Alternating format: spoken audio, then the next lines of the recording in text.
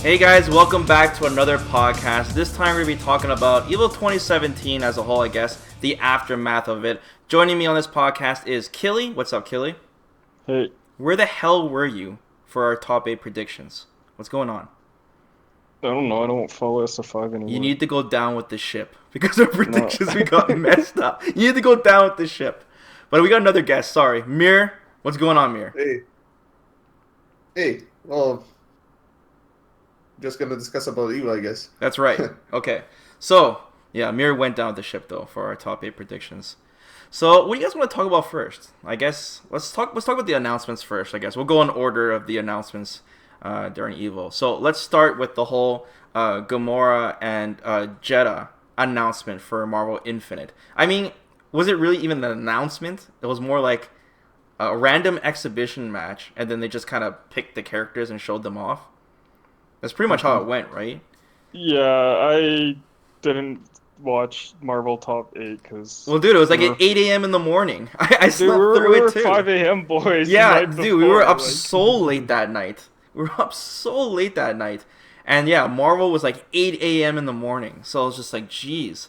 So then, yeah, I woke up, caught up with the exhibition match and watched it. And there was no trailer for Gamora or Jeddah. They just kind of did this exhibition match and it was just like a surprise. And did you guys see those memes, man? They show like the Capcom HQ communicating the Combo Fiend, and it's like camera centered on F-Champ. Act like you've never seen this character before. Oh, so godlike, man. The Truman Show parody. That was so good. Yeah, that's my favorite one. Yeah, but dude, it was so awkward, man. It was so awkward them not releasing a trailer. Like, can you imagine if the Marvel news was like one of the later ones? Like, we got beasted with announcements this year. You know? Like, I think this EVO was, like, one of the best ones I've seen in a long, long time. Like, if there's anyone new to the FGC or they're just tuning in, like, this was a really good impression because, like, all the games had really good announcements. Top 8 was pretty good for every game, at least the ones I watched. And it was just really good. Like, definitely better than some of the last ones. Some of them were a resident sleeper for me. But anyways, yeah, back to the whole Gamora. Like, what do you guys think of Gamora? She looks kind of cool gameplay-wise, right? I like the... Some people are comparing her to, like, Deadpool. Yeah. You know, because of the guns, and then, yeah, she's pretty mobile, too. Did you get a chance to see Gamora, Mir? Yeah, I did see the exhibition match. Yeah, I was talking, like, to Neoxon before about it, and he was explaining to me how, like, you know, she's got a lot of tools and stuff, like, that they don't really show in, like, the first movie. So I was just, like, for Guardians. And then, so, you know, it shows her having the sword and the guns and stuff, so... Yeah. So that was pretty interesting. And then we have Jeddah, right? And I was wondering for a while, because we know the leak list, right? That, you know, Jeddah and Gamora are supposed to be in it. But I had a really scary feeling, man, that, like, that Jeddah was going to be a DLC character, man. I was scared. Because, like, you know, Marvel needs to have a really good, as strong as they can get, its starting roster, especially with, like, X-Men missing. So the fact that Jeddah looks like he's in the starting roster I'm a little relieved.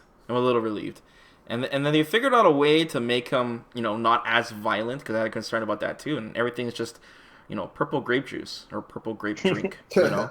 Like so blood. that's pretty good. But he didn't, like, sever his head, you know. Remember, Killy, you were talking to me about that? Yeah, there he has, like, some special or normal, I can't remember now, where he actually, like, cuts off his head and the blood splurts, actually, the hitbox. Yeah. Someone in the chat or whatever. Someone will know. It's probably like his throw or something. And then Comofin tried his super, the contract super. Yeah, and he it didn't missed. hit, and we're just like, oh, are you And he serious? missed. I want to see that so bad. I mean, if you're gonna put on a show, if you're gonna put on a show, you know, like, you want to land the supers, you gotta, you know, coordinate that shit, right? You need some choreography in those matches. I really wanted to see that It probably looks the same thing. It's just if you just splatter grape juice on it, it won't look as bad. But I don't know. Jeddah looks sick. Like, I definitely want to try him out when Marvel comes out. Yeah, he looks really good. Well, like, the gameplay looks really good. I like it. His animations are really good. His animations are nice. The character model's okay. Even aesthetically, it's not bad at all. Like, compared to all the other faces that people have been complaining about. Yeah, for sure, man, for sure. I just like I said, I just thought it was really awkward how they showed off those characters. Like the way the whole announcement took place was very strange to me. They should have definitely made a trailer for both characters, right? Then had an exhibition after showing them off or something near the end of the event, something like that. I know there was like really busy what's going on, and maybe Capcom didn't expect Marvel 3 to win. Because remember, Marvel 3 won like the raffle, right? Yeah. In order to be placed in the first place. So maybe, I don't know. But we know like the Comic-Con is taking place right now, so they're going to probably show off some trailers maybe for Jeddah and Gamora. Probably by the time this podcast releases, so yeah. Anything else you guys want to talk about in terms of the Marvel Infinite announcement stuff?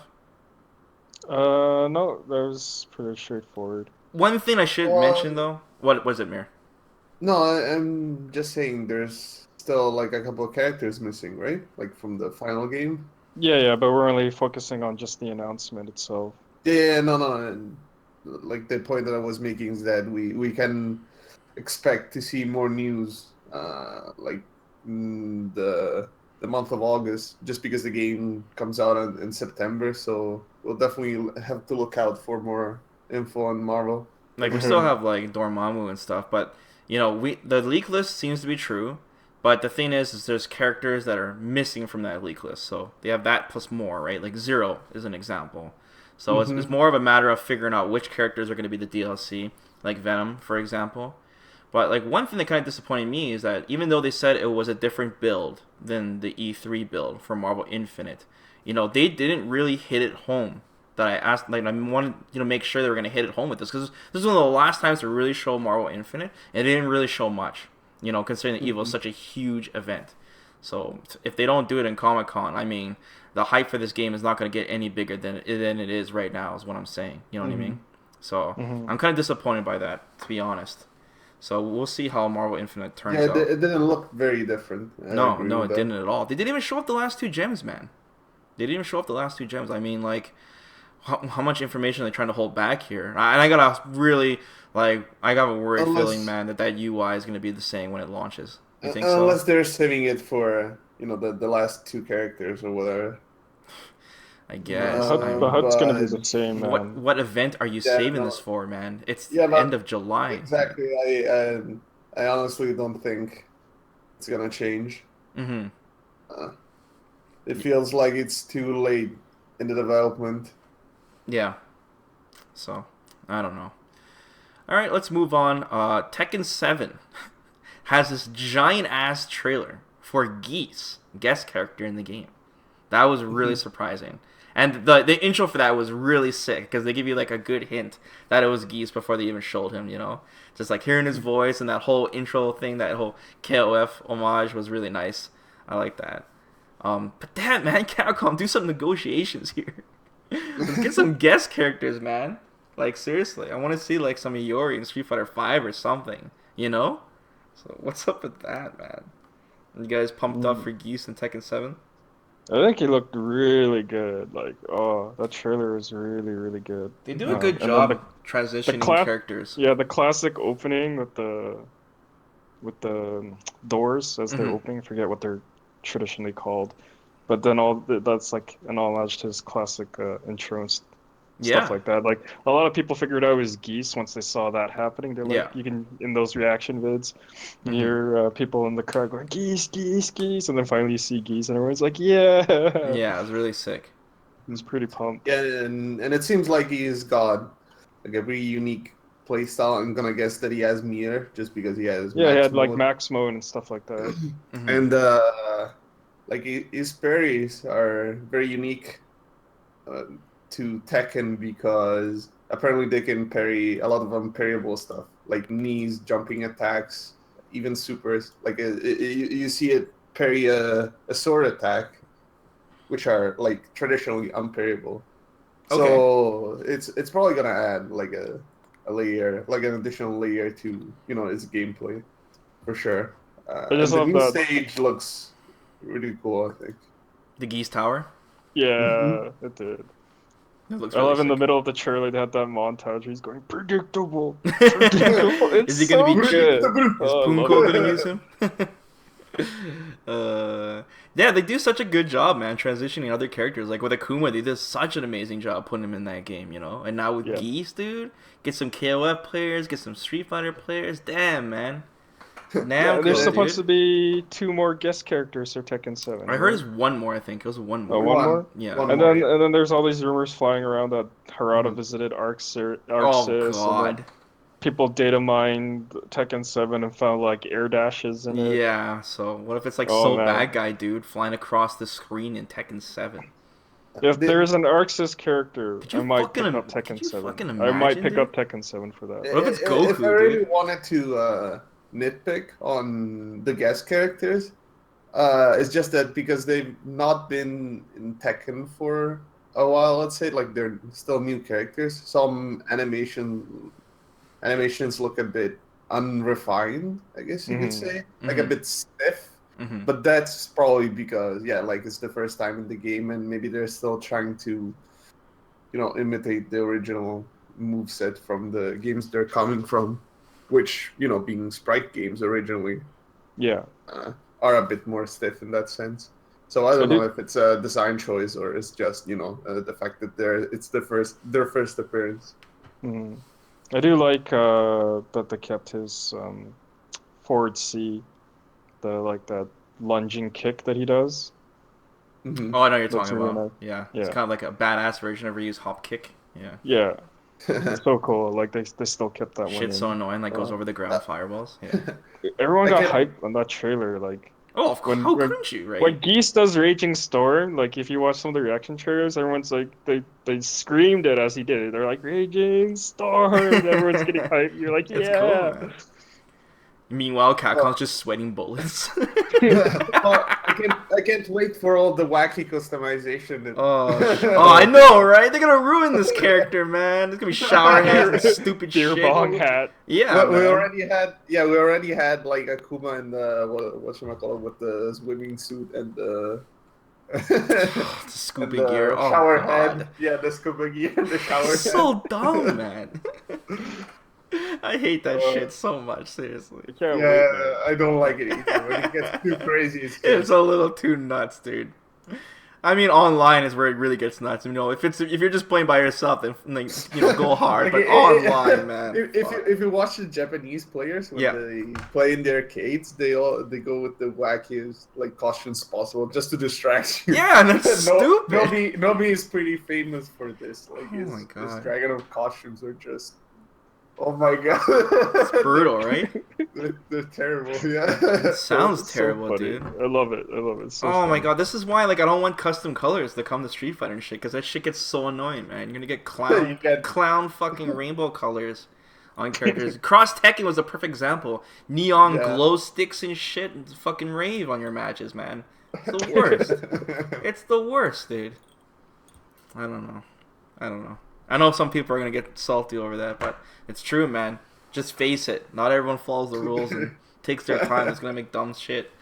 So I don't know. You think this whole Geese and guest character stuff maybe is one of the reasons why Tekken 7 got so delayed? Well, no, because you can work on that like after the fact, right? Yeah. I can't imagine them holding the game out just was- for that. All the customization options that just took so damn long. Yeah, and that wouldn't explain the lack of a tutorial either. Hey man, polish. Yo, man, that was All my the cue, man. That was my customization. cue to mention. I'm supposed to be the one who mentions it all the time. But you know, like you guys mentioned, like Geese's got the bar, right? The KOF bar. Mhm. Well, we don't know, but We don't know for sure. Oh, but you saw something that insinuated that he had it, right? Well, he activates max mode. So. Gotcha. Okay. And then we know, Akuma's got the EX bars, right?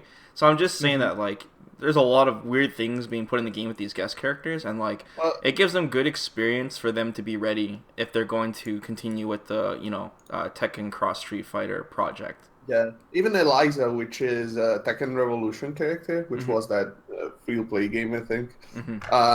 She's got bar too, and she's got fireballs and Okay. uppercuts and stuff. By the way, I think the character is super whack. Super whack. Yeah, I really don't Dragonoff like is her. super whack, bro. Well, what are you trying to imply, my I'm boy? just saying the guy that crawls towards people, and I had to ask you about that. I'm like, what's up with that? Why is he crawling towards you during the He's match? just a weirdo like that. Yeah. He also points at people and gets tanks to shoot at them. I see. Hmm. But yeah, like if they continue the Tekken Cross Street Fighter project, I think they're gonna have no problems, man, dealing with characters from different games because they're just kicking ass with these characters, man. They look so good. They look like they really fit in the game. You know, they don't look shoehorned at all. Well, Yeah. I say that now until they put in So Bad Guy or fucking Goku in the game. We'll see, dude. I cannot wait to see that reveal trailer. That's gonna be hilarious. So yeah, it's funny. Anything else you guys want to talk about on Tekken?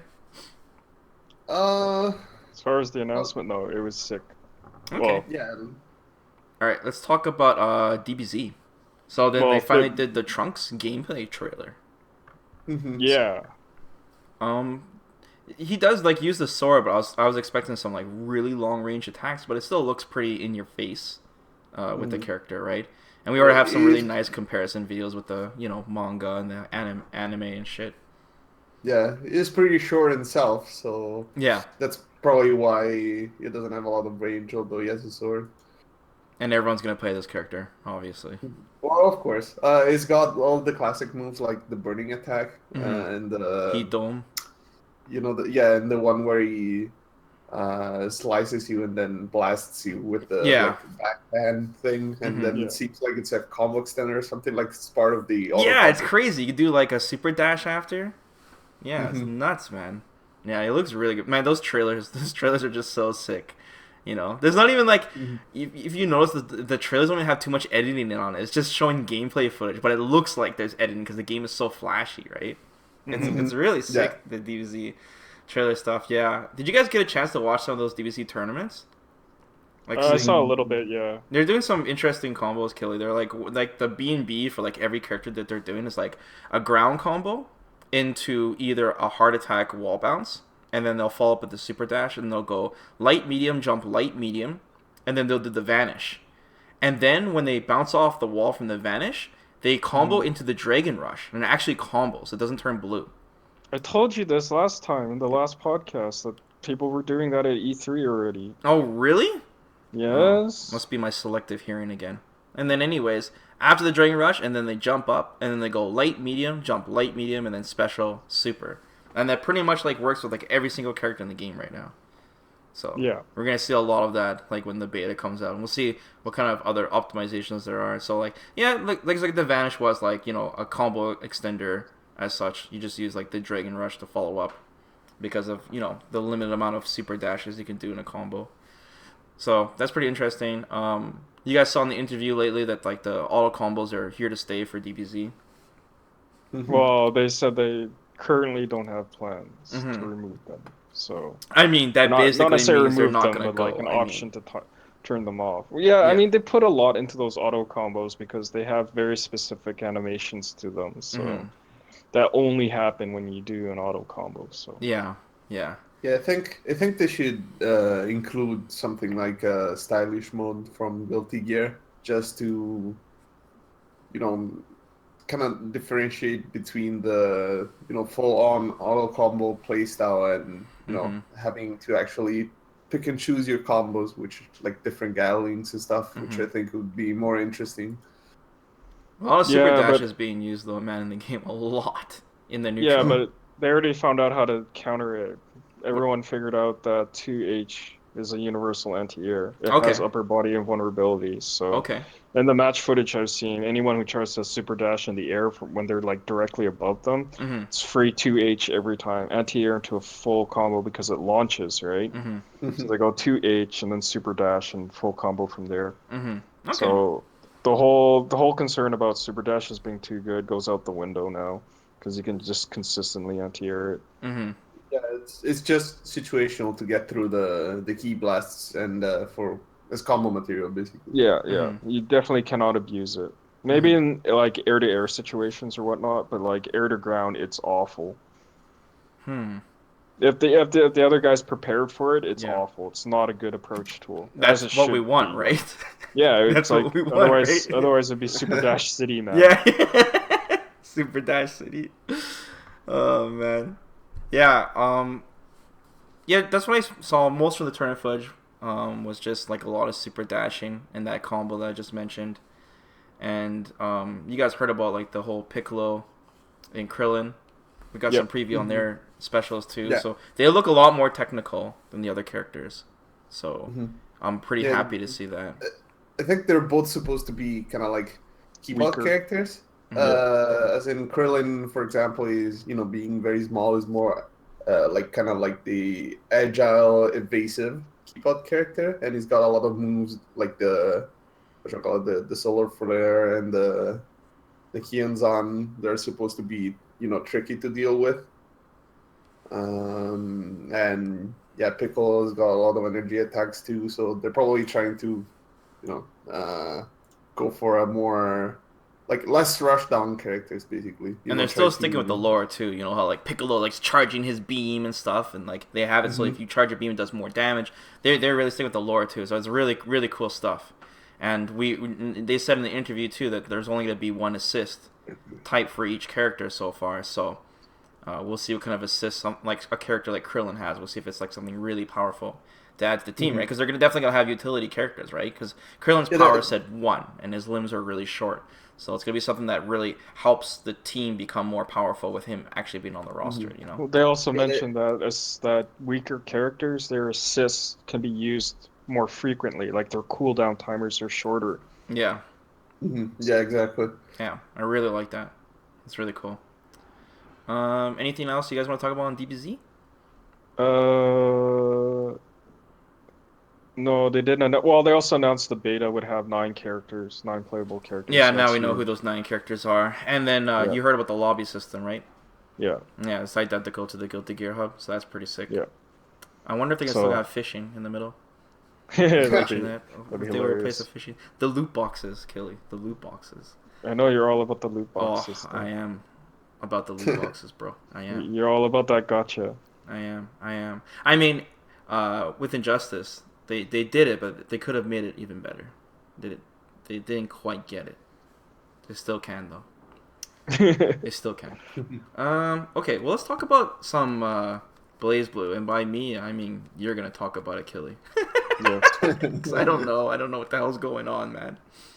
Okay, so the first announcement they did was new character for Central Fiction, which is Jubei. Who so bitch this is probably like this is probably like the most anticipated character for Since BlazBlue. when?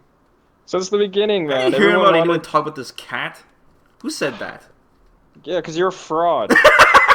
And a cap cuck as well. You call me a cap cuck? You're a cap cuck. You're lucky not sitting beside me, Killy. You know, I say it to your face all the time.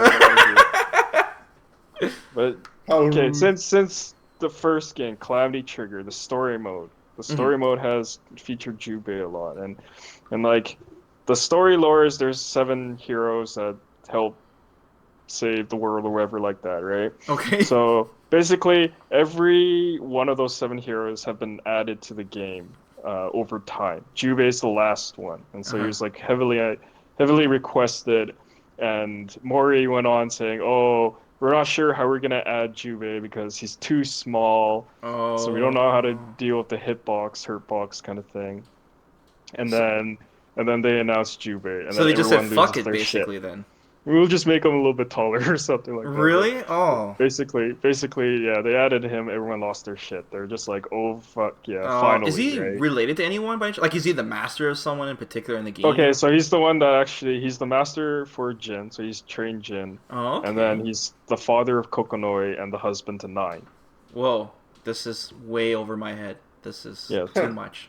This is too much. And and he was he the master? Sorry, maybe not master of Jin, master of Ragna. Someone correct me on that if I'm wrong. I haven't brushed up on my someone will educate BlazBlue us. lore. Someone will educate us. I think it's the master for Ragna, and then someone Gotcha. else trained Jin. Could be mistaken. Anyways, so here's heavy story implications here, and then finally they added him. So he's the last of the 7 heroes to be added to the game. Mm-hmm. So everyone's all happy now. There was there was some like Famitsu scans that came out today that was being translated on some of his game mechanics. Um, looks cheap. They even Why flat am out I not said surprised? they even flat out said like his hitboxes are small, like he's gonna be hard to hit. Oh boy. And yeah, and then his drive system's like completely reliant on he has like an install super and it like augments his drive. Okay. So he's gonna have a lot of ways to open people up from the What sounds is of his the drive? description. So this is where it gets a little bit confusing. Like his drive puts a mark on the person, but we don't know what it does, right? Because the Oh. translations are kind of spotty. But they said like after you activate one of his supers, it's like an install super. Uh-huh. It like augments the drive. All of a sudden it starts like putting markers on the screen or whatever like that, and then depending on how what direction you push and stuff like that, he starts like flying all over the screen and Oh it augments god. some of his other special or other supers and stuff like that. That sounds And complicated. then also with his overdrive, and you mix it in with the overdrive, it just gets crazy from the sounds of it. Hmm. So it sounds like he can really open people up. Sounds And about I'm right. sure his hitboxes are gonna be fucked. So he sounds cheap. Yeah. I like it. I'll probably use them. Okay, Killy. So, the other So that news. was that Is was the this first that was the first announcement. And then the bombshell that they dropped was BlazBlue Cross Tag This was Battle. And back-to-back announcement, right? it was back to back, and Yeah. everyone wasn't expecting the second one. Yeah. Like everyone thought that it was gonna be like a Ruby game release because the Rooster Teeth, the people that animate Ruby, uh, kind of hinted at something Some going on, and tweets, then there right? was Yeah, they did some yeah, and tweets. then they like visited Arxis and stuff like that. So Mm. everyone's like, okay, I wonder what this is about. And so the trailer starts off with just Ragna and Jin, and everyone's like, "Oh, new BlazBlue game or something like that." Hmm. And so like it's pretty quiet. Then all of a sudden, Narukami from Persona 4 and Hyde from Under Night In-Birth just pop up on the screen, and everyone just lost their shit in the crowd. If you watch those reaction videos, just everyone just like what, and everyone's just losing their shit. Yeah. They got so hype in the arena. It Yeah. was crazy. And then so yeah, and then the gameplay footage starts kicking in and you see some of the tag-ins and stuff like that and the cross mechanics and stuff. And like people are just going nuts. And then the trailer sort of ends and everyone's like, "Oh man, that was sick." And Hmm. then you hear the voice of Ruby say something, and then they show Ruby, and then the crowd goes loses their shit again, right? Yeah. Yeah. So there we go. We have a three. They're not all owned by Arxis. Like Under Hmm. Night and obviously Persona are not owned by Arxis, but Arxis does publish. Like they developed P4 Arena and Ultimax, and then they published Under Night. So you have that mix, that cross three, and then Ruby adding in. That's crazy, Uh, man. Like, so you have a four-game franchise, or sorry, four franchises mixed into one here, and it's like, wow, this game looks nuts. yeah, that's definitely one of the biggest announcements. Like, to put in perspective for people who don't like play Arxis games, that's like the equivalent of like seeing Ryu and Ken like fight each other, and then all of a sudden, like, Sasquatch from Darkstalkers just comes in out of nowhere, and then like a rival schools character comes in, and then all of a sudden, like a Power Stone character comes in. Like that's like the equivalent. It's just like insanity. So it pretty nuts, pretty nuts. Um, It's like all the memes with Arxis and Capcom is just hilarious. Like everyone's like batting it out of the park, and then Capcom's just shitting bricks it here. was all because of Marvel Infinite, man. That's what all these damn Yeah. memes started from. Well, when Dragon Ball gets announced, they're like, "Yo, we heard you don't know how to do a 3v3 fighter anymore. It's like hold my beer," and then like Dragon Ball fighters. But And once then again, back now to the new Marvel meme, Infinite, man. It's and all now the because of new meme Infinite. is like, "Oh, you're doing a 2v2 fighter. Hold my beer," and all of a sudden cross tag battle comes out. Like we'll show you how to do 2v2, and everyone's just oh god, it's just nonstop, man. That's funny, dude. So, are you interested in trying out this game?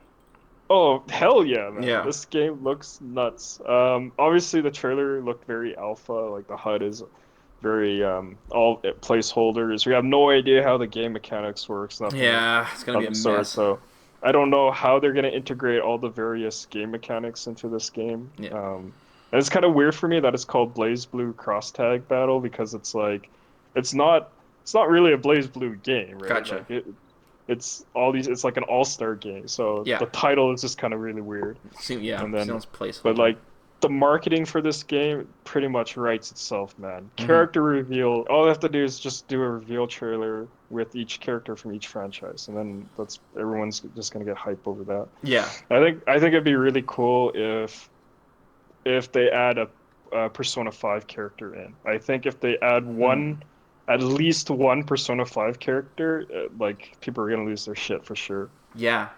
It looks like they're mostly using like the Unreal Engine 3 characters, like all those games, Probably, right? The engine before, right? That's why I don't see any like Rev 2 characters or something like in it, Yeah, like I just don't see how they could port an Xrd character, like a Guilty Gear Xrd character. Yeah. I mean, they could create their own sprite if they want, or Sure. upscale like an accent core sprite or something like that. Sure. The newest Under Night just came out on PlayStation 4 today in Japan, so I'm sure they're going to use some of that. It's a good promotion, anyways, for the game later on. So that'll work out. I'm sure they're gonna do like all 4 main characters from Ruby, bare minimum. Like that seems pretty obvious for me. I know. As soon as they reveal Yang, people are gonna lose their shit too. Like that character is gonna be hype. Just like you don't know the character, but she uses gauntlets, and then they have like a chamber for bullets and stuff like that. So she like shoots projectiles from the gauntlets, but she also uses it for movement. Like Doomfist? Yeah. Like Doomfist. Like Doomfist. But yeah, so I know people are gonna get hype over that stuff. Like there's so much potential with all the different characters going on and the crossover. Like this is one of those like dream match. This is like a Mugen game in the works. But actually like good. Yeah. Anything else you guys want to talk about? The BlazBlue news? No. Mir? Oh, I wouldn't know, honestly. Mir knows his place. Oh man. Okay. Next up, we got the unnamed Arika fighting game, the EX, or before fighting EX layer. I think they're just calling it EX now. And we got the Skullomania announcement and Durin. Yeah, Durin was in there randomly. Yeah. So at least they showed a trailer off of that game. And the biggest news, honestly, what's that? They renamed Hokuto. Oh yeah. Man, let me see if I can find the trailer for that. Killy say something while I'm looking for the trailer. They renamed her. They renamed Hokuto to Shirase instead. I'm just like, what? What? What was that? It's kind of weird. I don't know what's that's about. But more family friendly? No, I don't know. Maybe. I was kidding, man. Maybe licensing. I don't know. Who knows? Yeah, maybe. Yeah. I have no idea. The Fist of the North Star? Dude, Skullomania, man. What a dumb character. Someone correct me on this, but I swear to God, Skullomania sounded like he was played by Tomokazu Seiki, which is Gilgamesh in Fate Stay, and also he plays Answer in Guilty Gear. So it sounded like that to me. Maybe someone else who has better ears, they can confirm that or not. I would not know. I have no idea what you're talking about. But let me know. I have no idea. Sounded like that voice actor to me. Did you guys look up any info on the engine of the game currently? Only those initial screenshots by NerdJosh and stuff where he showed off the gem, basically the equivalent of the gem system. You know anything about it, Kelly? Not a whole lot. I mean, it's like it literally is like Cross Tekken's gem system. They call it like a deck system, right? Deck? You create your deck, like a card deck, basically. Oh, God. But they're all gems, and they all have their own activation conditions. Is there auto just like Cross Tekken? I don't think so. I didn't read every single gen, but I know NerdJosh is saying some of them are absolutely ridiculous. Like they have easy activation conditions, and then the power ups are just nuts. Well, the game is so unfinished, anyways. I'm sure they're just making it wacky. Especially the animations. They don't look like 2017 material at all. Oh, of course. Yeah, they're extremely rough on the edges. Well, no, I was saying the game was sped up or something. Graphically, the game looks amazing though. Well, I don't know. Mir disagrees. You telling me the character models don't look good? Mir, if you got something to say, man, speak up, man. Yeah, well, we had a source on at Evo, I guess you could say. Okay. And it was also telling us that An the inside game man? runs like really badly. Oh, really? Yes, as in it has frame rate issues. But it's Oh, shoot. well, it's probably because it's In alpha and beta. whatnot. Yeah. Yeah. But I don't know. There's something about the graphics of the game that don't convince me at all. I don't know. It's probably because of the animations, maybe, and just looking at those and. It's okay, man. I've got some nostalgia glasses on when I see EA player for sure. I think Yeah. graphically, like the character models look really nice, and like yeah, the animations they're very reminiscent of EX. I still get hype over that Yeah. because it's very Yeah. very nostalgia for me. Yeah, like, man. nostalgic for me, right? Seriously. And seeing those classic characters come back is hype for me. The trials after Skullomania. school, man. Dude, Skullomania still has Skullo Dream. They Oh, gave him Skullo God. Dream, man. Stop talking about Skullomania, please. Well, you Oh, know that he's a God. fan favorite, so you're gonna hear. I about know, him a right? lot. I know. I mean, it just means that we want the rest of the characters in there, right? Yeah. Blair, Alan Schneider, Cracker Jack, Oh, crap. I can't wait for Doctrine Dark. Dark. I Yeah. still want Volcano Russo, man. They Oof. show me Volcano Russo, and I'm down, man. Oh. I'm down anyways, but Volcano Russo's my boy. I want that character so bad. What, Mir? No, nothing. Say it, Mir. I'm tired of your passive aggressiveness on this podcast. Speak up. Well, what did I want to say? Well, it's just like there are so many characters that are going to be featured in this game if this, actually becomes like if they get funding basically, and they probably will, right? Like a lot of people are hyped for this game for sure. So I think ArcSys is gonna publish it or something like that because this was shown right after the BlazBlue announcements, right? So I think ArcSys is helping out in some way. I don't know if it was before or after. I just kind of ran. I think it was after the BlazBlue announcements. Okay. Well, the thing I'm paying attention to. What's that, Mir? No, they said that they are going to have like a small beta at the end of 2017 on PlayStation 4. Yeah, on PlayStation 4, right? That was pretty sick. And you'll be able to pre-order the game in Japan when they release the beta test. Yeah. Like the thing I'm paying attention to, besides the graphics or the animations or whatever, with this new card system you're telling me, this deck system, it seems very old school in the sense that like they're not thinking too much on accessibility or balance. They're just trying to, try something out, right? Like just the way fighting games were back then, or is a lot crazier, focused on the fun and such. So that's what has my interest, I'm just gonna quote Jazz or Majin Obama. You don't have to shill if the game is good. What the fuck? What is this supposed to mean? I don't understand. I'm just saying, Arika, man. Killy, what's your agenda? They don't care about the accessibility part, right? They're just trying to make a good game. You don't have to shill. I don't understand where this comes from. What this has to do with anything. I'm just saying, man. Oh my god! I mean, we're gonna follow this up with the Abigail announcement. Oh, we will. Yeah, Abigail's the last one we're talking about. You don't have to shill if the game is good to begin with. That's all I'm saying. The biggest thing to take away from the announcement, though, from the Arika game, is that it's coming out. The game is coming out for PlayStation 4. That's a big deal. Yeah, exactly. That's a big deal. PlayStation 4 exclusive so far. Yeah. They're not working on any deal with Capcom so far, it sounds like, so unfortunately can't get the true, Street Fighter EX4.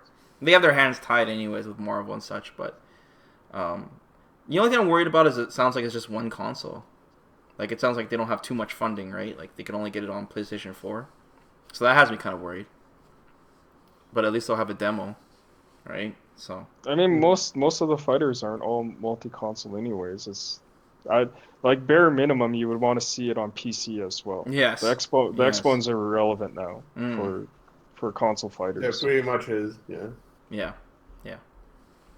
Anything else you guys want to talk about the Arika game? I hope it's sick. It looks. I have the nostalgia glasses on, so I'm biased for sure, but I'm liking what I'm seeing. Okay. I just wish that they improve on the Well, not only the graphics, but in general, the game looks and plays. I can understand that they probably went for the nostalgic feel. Yeah. But I don't know. I don't think it's enough for 2018 at that point because it's not gonna come out this year for sure. So, I'm sure you're gonna get a lot of hate in the comments. It's okay. It's okay. well, it's probably what's going to happen. But I speak the truth. The sacrifice. The sacrifice. Oh, okay. Okay, dude. Let's talk about some Abigail now, man. Let's talk about some Abigail. The important. My boy, my new boy. Oh god. Yo, Gil, you saw Abigail's hair, right?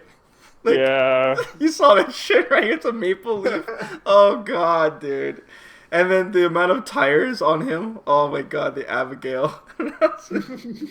I think Capcom just looked at Canadian Tire and just like, I don't know. I don't know what the hell happened. What they got from these Canadian characters. Like, Capcom's so weird, dude. Hey, Does this character live up to hype for you? Oh my god. Like, like how he looks and stuff is just really goofy and wacky. It's not something I expected for sure. But, you know, that's what they do in like these Street Fighter games, man. Like all these characters are like super exaggerated and weird, so you know it's definitely something new to the game. His alt costumes are good though. Yeah. Like the battle costume, battle one I particularly like. With the dreadlocks and stuff like that. That one's good for him. Yeah, he looks like a Mad Max character. Yeah, like a Fist of the North Star Mad Max character. Like it's cool. And like another thing to say with the with those kind of big characters in Street Fighter, even Hugo was supposed to be like silly, basically. Well, this one is like they just took it to the next level with Abigail. Seriously, to the next level, bro. Vroom vroom. Yeah. No, that's just too good. Honestly, I don't care what anyone says, but that's hilarious. I think his gameplay is awesome, though, man. Especially the WSO footage that we just got, man. His gameplay, I'm gonna have so much fun playing. I'm gonna play this character for a long time, man. Yeah, it looks like fun for sure. Like something you will play this character till the next DLC character. Get out of here. Minot, oh dude, Minot's gonna be like the most popular character. Probably. What do you think with the gameplay, Mayor?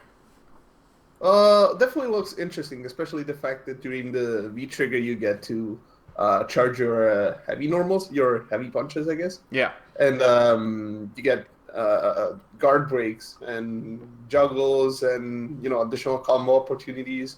It's also very interesting that like a lot of the specials change based on the button presses. And then you have the fact that because he's so big, he's got really long limbs, or at least really long arms. I guess the legs are not that impressive, but so it seems like he can play this mid-range game, but it still has like a pretty scary up-close game, kind of like Zangief, but in a different way. Although he has command grabs, he's got even really good. I don't know. It seems like decent conversions off of straight hits and stuff, just because he has a lot of range, right? So he can go into cancelable normals from far away. I don't know, definitely I'm looking forward to this character. Although, well, as we can already guess, is not going to be popular, especially because it looks so like wacky. Oh, dude, he's gonna be like one of the most unpopular characters in season 2, probably. I mean, I've seen a lot of people that are really more like a lot more interested now that they actually see his gameplay and how like he plays as a character. But realistically, though, like I see him being like the most unpopular character because most people, like the casual side, they base characters off of their appearance, right? Yeah. So it's the same reason why Birdie is not that popular character, for example. You know what I mean? So it's just the way it is, dude. And that's why I think Minot, when they finally show her, she's going to be the most popular character. No, definitely looking at the gameplay in general of the DLC characters, they've all been quite interesting, at least to me for sure. Like Ed, Abigail, even Colleen, Kuma, but even season 1. So I think they did a really good job with making the characters diverse and interesting. I feel like, at least. Unfortunately, some are not really appealing, I guess. Or that good, like competitive. Or that good. Yeah. Right? That's another problem too. So because, as a result of that, characters like Colleen or Ed, for example, we saw J1 play some Ed and we see some Punko play Colleen or Vae, right? But when the characters aren't that strong, because Capcom's very careful with these characters because they know there's no patch, right? So they're playing it really safe when these characters are released to make sure they're not OP. But the problem is we don't get much tournament representation, so we don't get to see them too much on the stream to show them off, exactly. right? That's what Capcom would want. I'm not saying to make them OP on purpose, like some old school League of Legends shit or anything like that. But Yeah, they probably didn't want to go like that way, to make every DLC character overpowered just to sell DLC that would be just cheap. It would be a shady business practice. Yeah, it would. People would be screaming pay to win for sure. Fight money, pay to win. But like, it's time. This is the win. problem, and we've talked about this in season 1, right? This is the problem with the DLC characters, is that they were so underwhelming.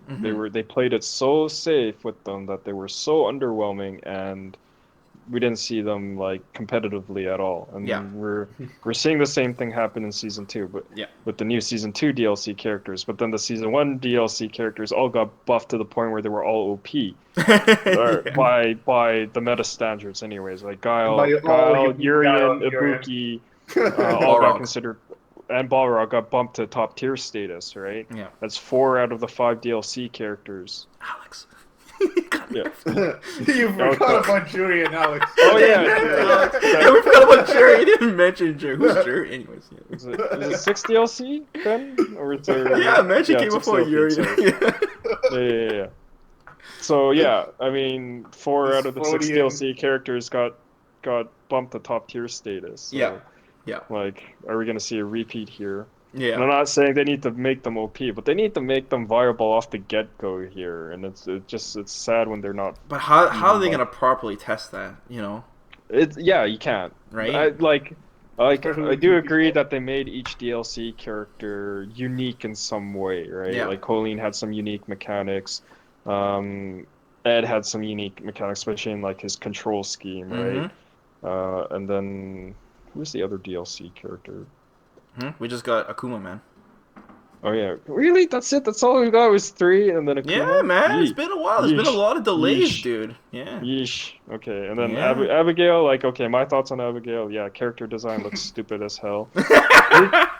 Some of his animations look really nice. I like some of the attention to detail they have in his animations. Like his backdash animation is hilarious. He does the finger guns, man. He does the finger guns. It's so funny. That's cool. And I do like his super animation where he obviously people complain about the invisible ceiling, but I mean it's whatever. Mir explained that to me and I rolled my eyes.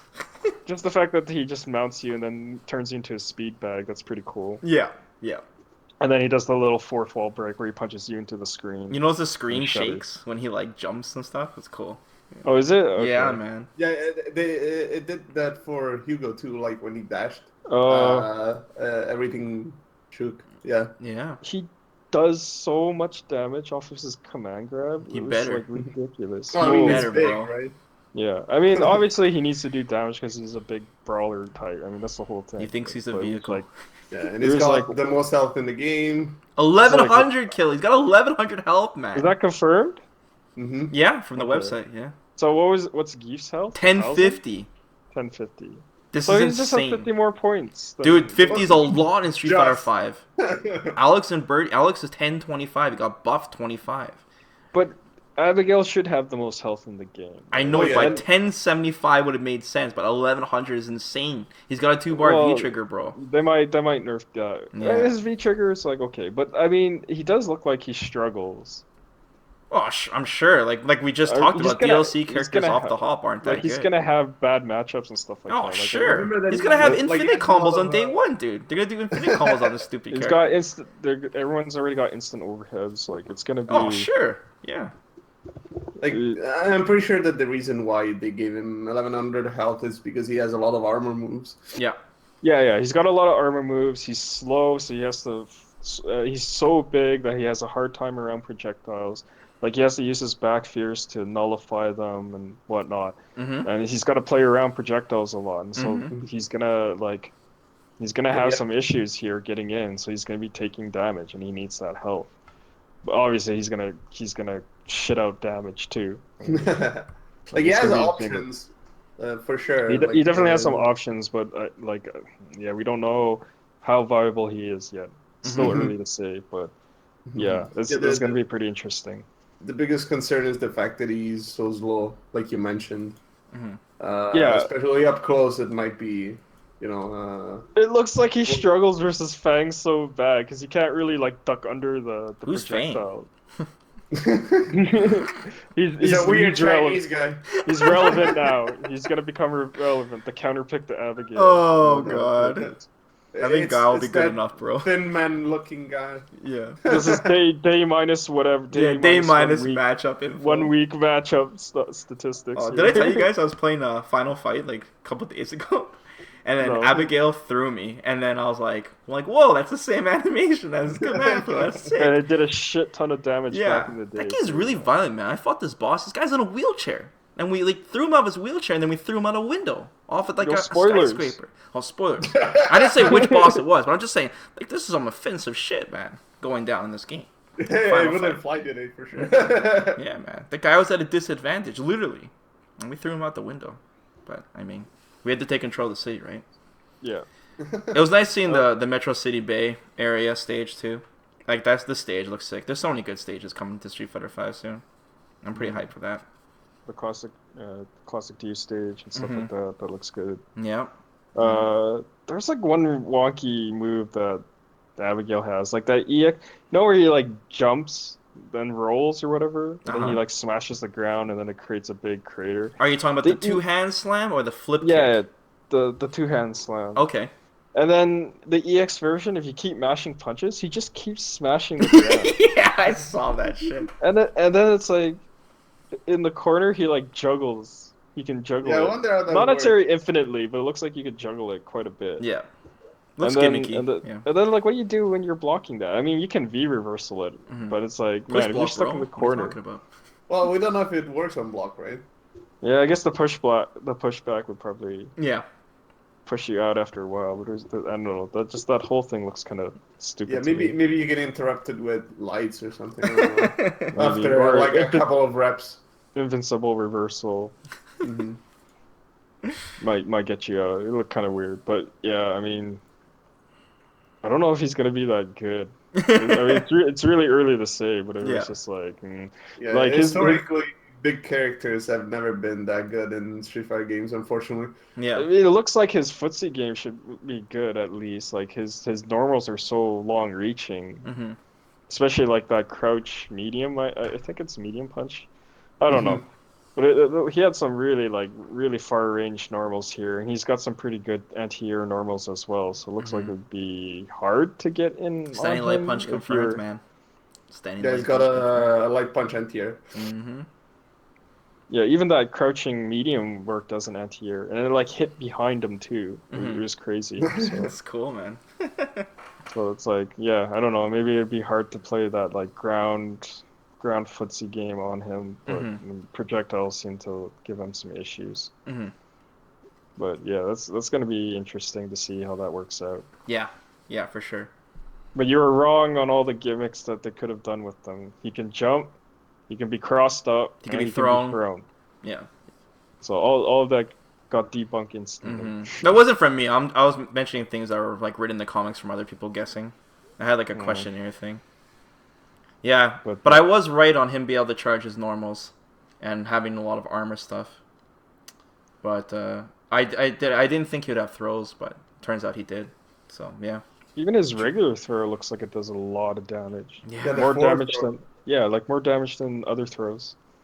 But it looks like it has no ulti at all. Yeah, like, they go really can't far. Forward dash. They tried to forward dash off of that got blown up. Yeah, the forward dash was brutal. It's kind of like the idea with throws in this game, I think. Like, if you get a throw that doesn't do... it doesn't leave you in like heavy positional advantage, exactly. But it should give you a good damage in general. Yeah, no, that's what I wanted to say. Basically, if a throw gives you ulti or keeps opponents in the corner, they usually don't have a lot of damage. And they nerfed them in Season 2, right? A lot of forward throws got nerfed. Did it look like he had Um, throw loops in the corner? It looked like he could do throw loops. oh, Top tier well, confirmed. no, I didn't see it. Top tier confirmed. 2-bar V trigger, throw loops. That's Stang's 101, man. Top tier confirmed. There you go. Jab anti-air. Jab anti-air, top tier Jab I confirmed. think Yeah. I think his crouch jab was 4 frames or something like that. I think they were That's what they mentioning said? like, he Oh, had really? like a 4 or 5 frame normal. I gotta look through that footage again. Yeah, but That's sick. Yeah, that'd be reasonable, honestly. Like, even I remember when Zangief used to have no 4-frame normals. And yeah, they changed that. Like, I remember standing jab used to be like 7 frames. But it hits a little sooner, though, than the 7th frame. As an anti-air, I mean. Has like 2, Yeah. you know. Yeah. But it's 4 frames now, right? I don't know. I have to check the I Oki don't know. calculator. Well, definitely crouching jab is 4 frames, and that reaches like full screen, so it shouldn't be a problem for Abigail to have a 4-frame normal like that.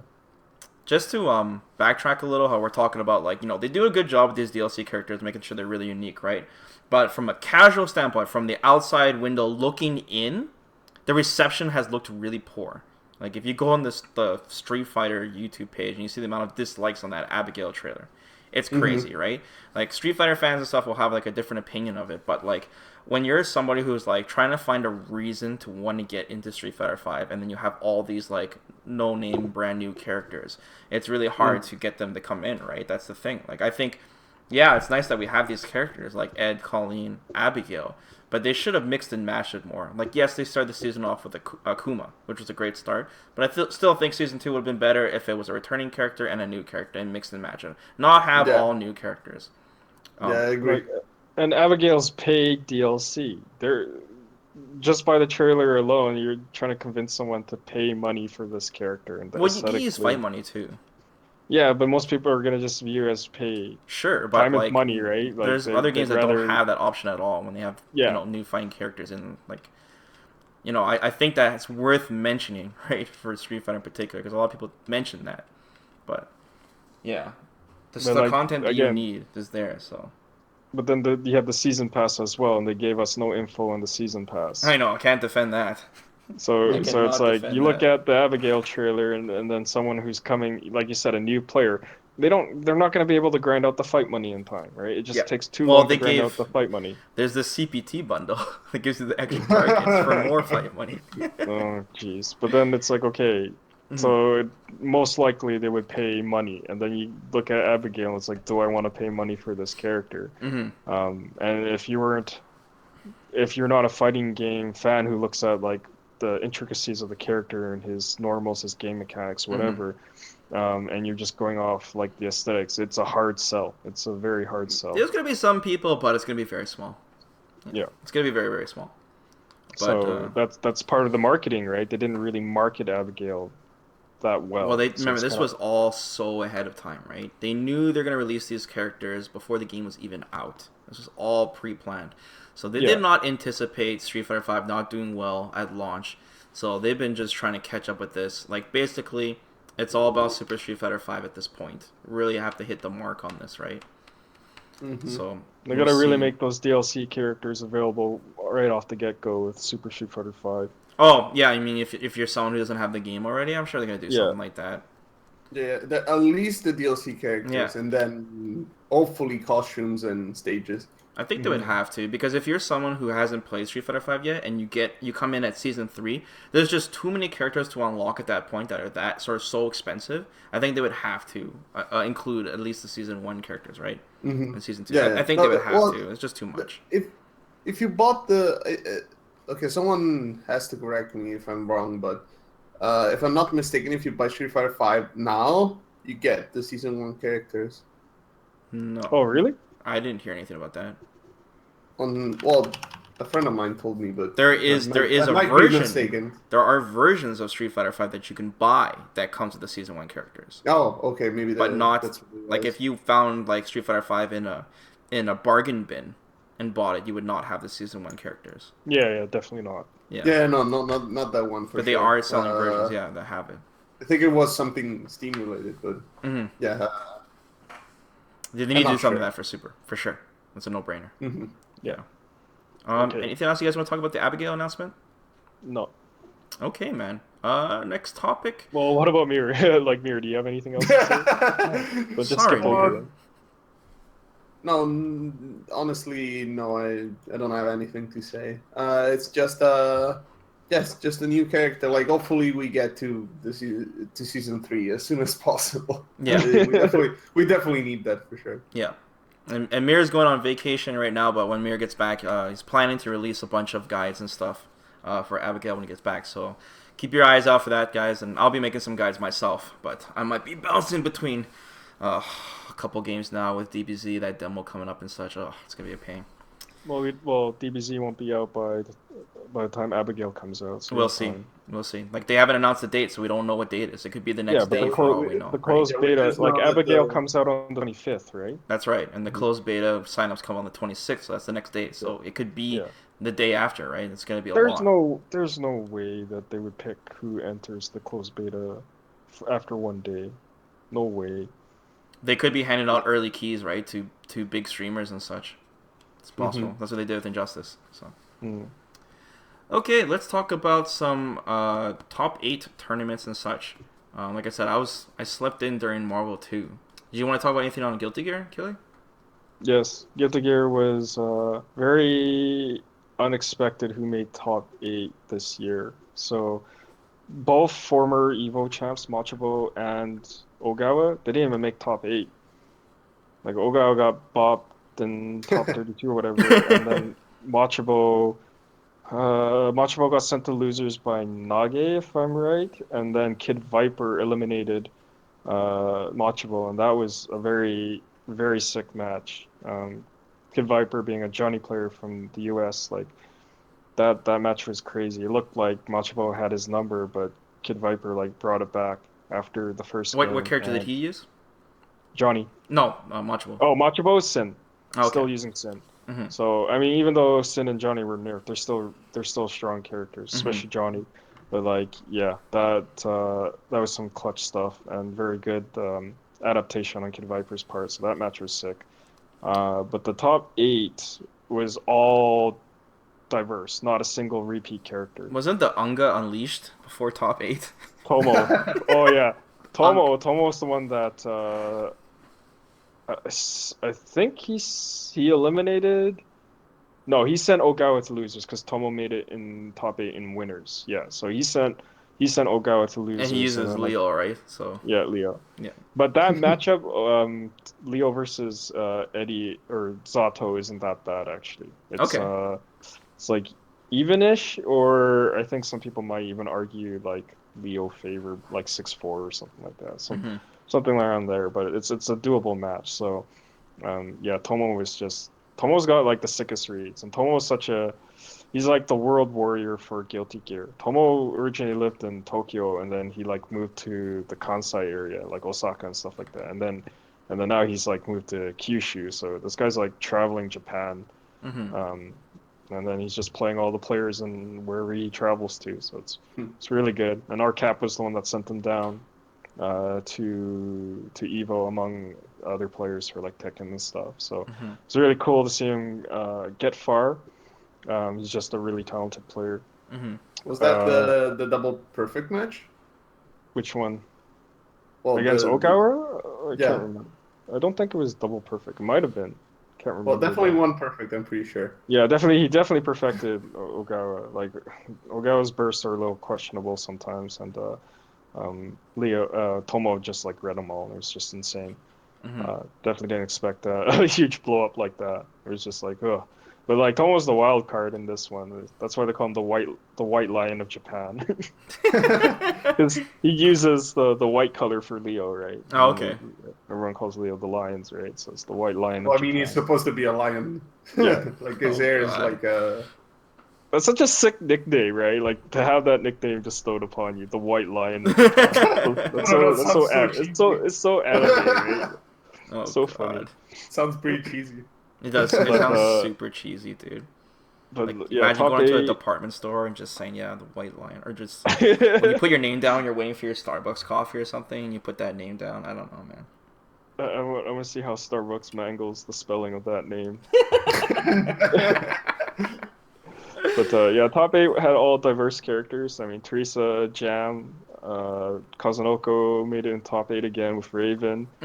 Omido with Johnny, Tomo with Leo, Nage with Faust. Shoot, who else? Dude, I saw the top 8 bracket, and all I saw was Japanese flags. It was all All I saw was all Japanese top 8 flags. Japanese. Bears and Kid Viper were pretty close though. There was a lot more Americans in top 20. That's cool. 28 or whatever. So I mean, yeah. But the upper echelon is just like really crazy. Oh yeah, Pure Jacko. That was really unexpected. I did not expect Jacko to make top 8. That was Oh, really? That was sick. I saw that match. I caught that match too. Samito with Chip. Well, not surprising. He was the winner of Sai. So that was pretty good. And then I can't remember who the 8th player is off the top of my head now. It'll probably come to me later. But yeah, some of the bigger upsets for the tournament was Haken and Zodi not making top 8. Now Haken's like the best soul in Japan, or one of the best souls in Japan, and then Zodi's like the best Raven in Japan. Both got ripped.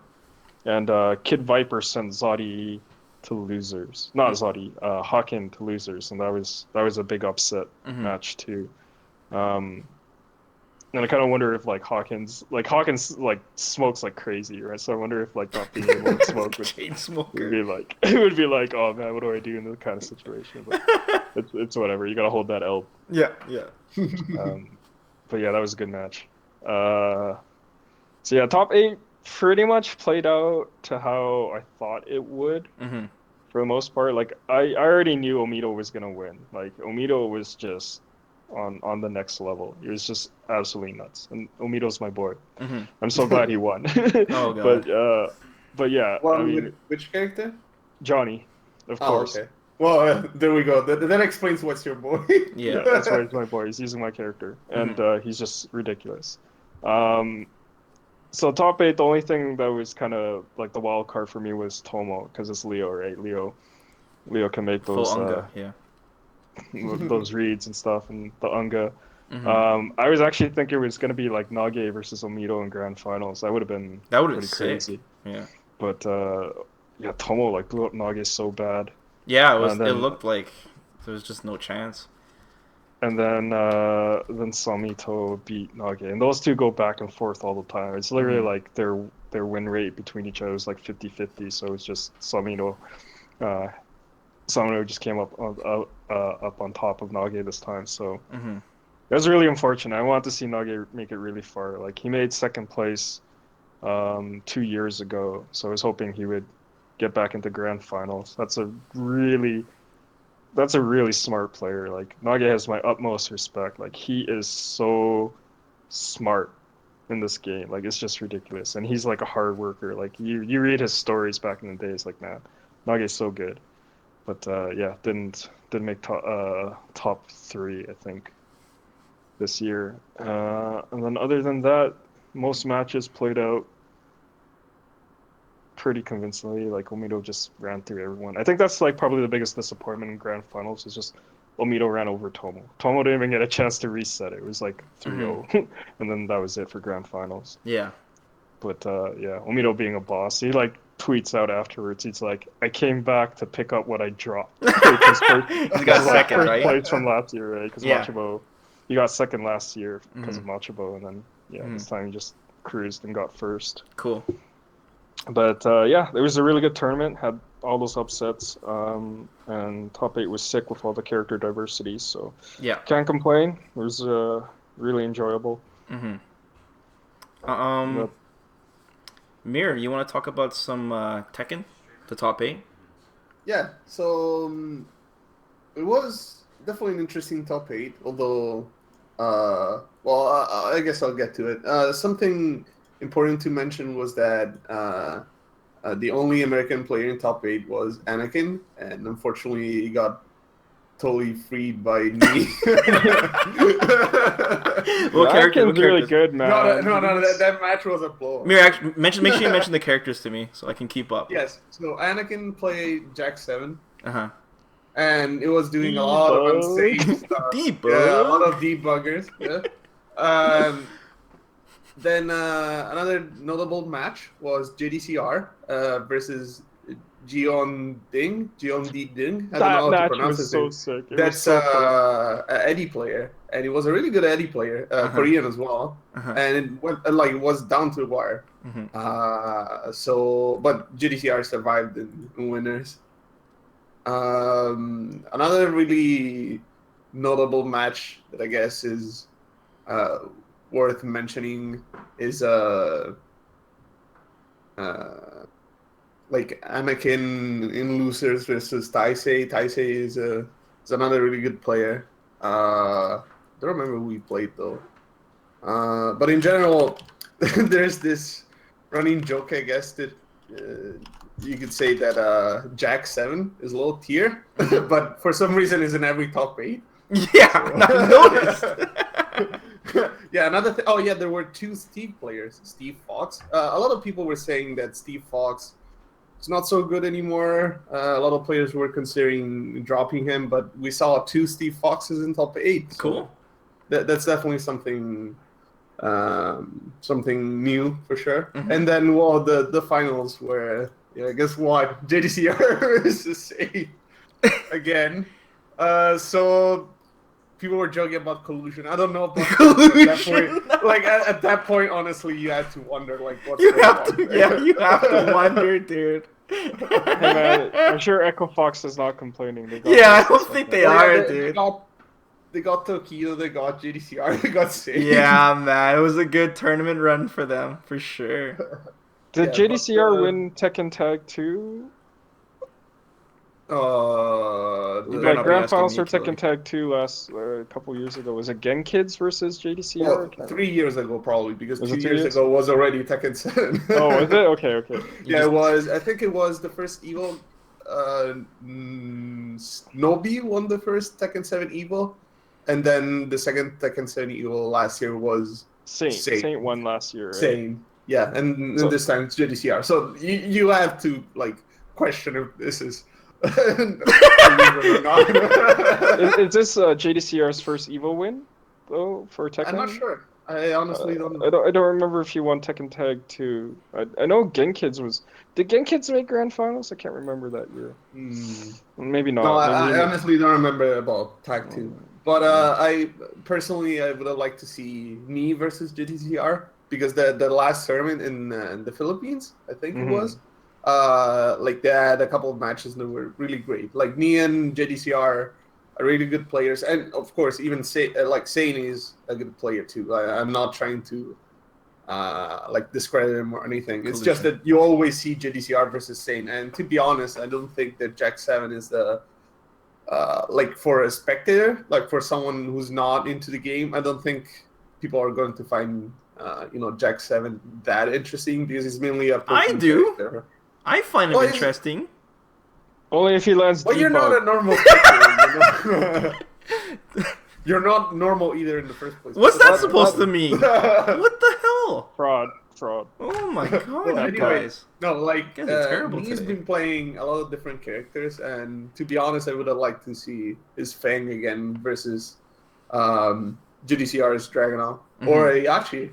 Another thing is that JDCR played Heihachi a bit in top 8 and was pretty good. He is famous for his Heihachi, although he switched to Dragunov, I think with Tekken 7, actually. I don't know if it was from Tag 2. Where's Punko, guys? I think he drowned in pools. Did he do some 80% combo on somebody? No, he did a 95% combo. Oh, 95%, my bad. Against some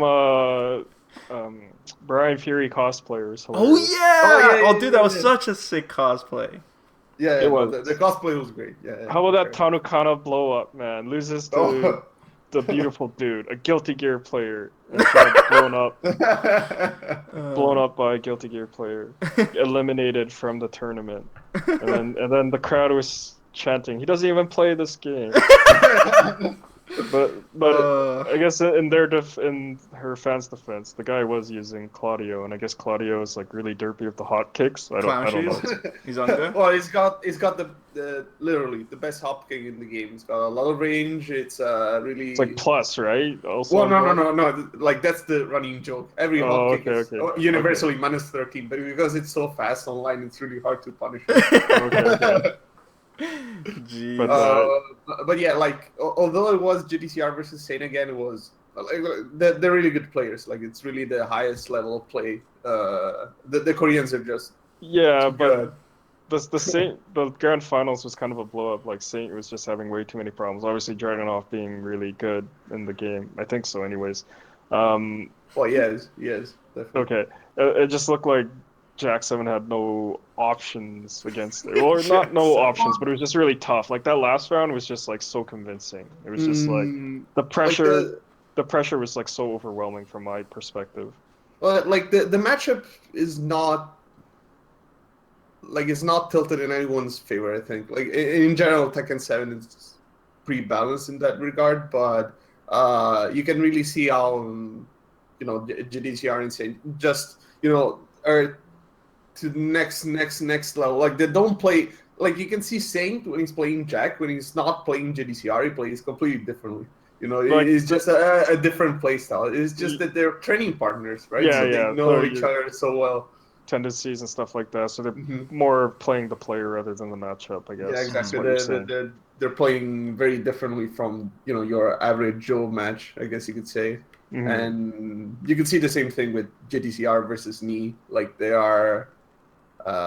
Like JDCR plays very differently when he's playing different players, like at the highest level, and well, especially Saint because they're so well acquainted, right? Yeah.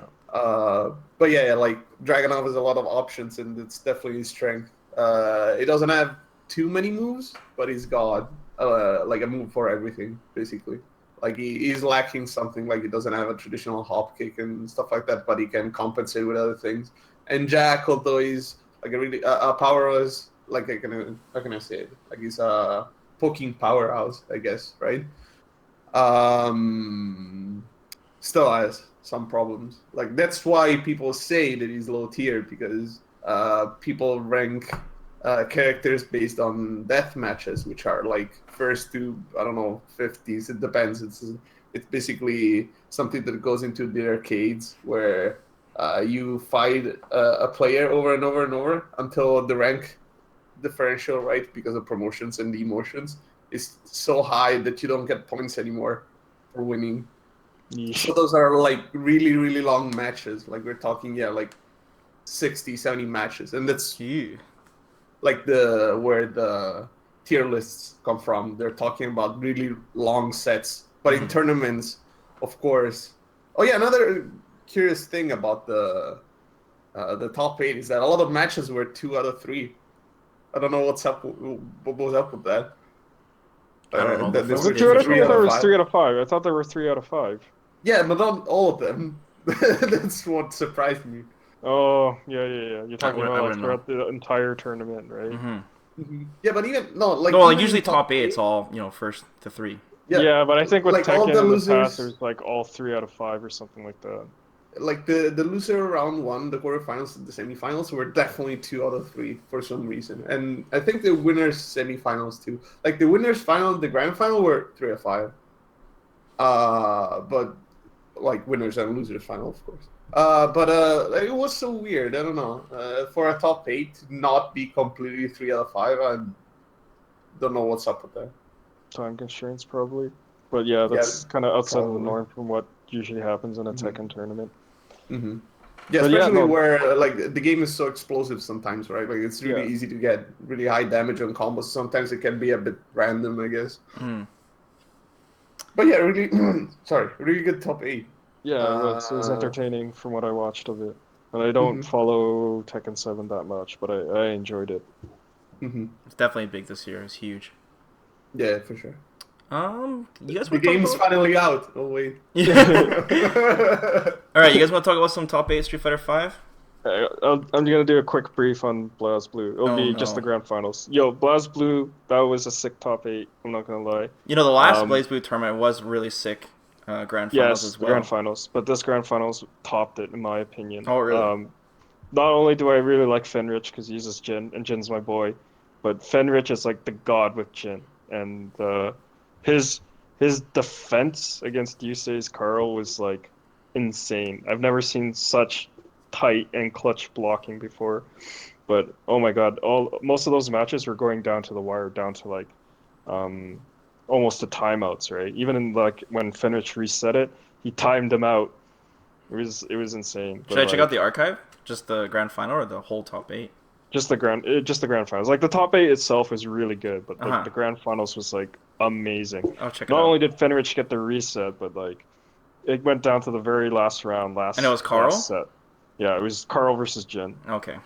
And yeah, just Jin's I like to say Jin's so honest. Like it's so annoying. Like the way, but like Fenrich's defense and like how he picked his spots and stuff like that. It's just insane. Like DPs at the most clutch moments. Insane blocking. Like you're dealing with freaking puppet characters, 2-on-1 BS, and you're in the corner. You're gonna Yeah. block all that stuff, and he just blocked everything. Like That stuff's wild. for the longest time, it's just so clutch. But it's those young boy reactions, man. They're both super young. But yeah, good stuff on Yusei and Fenrich for probably one of the most entertaining grand finals I've seen.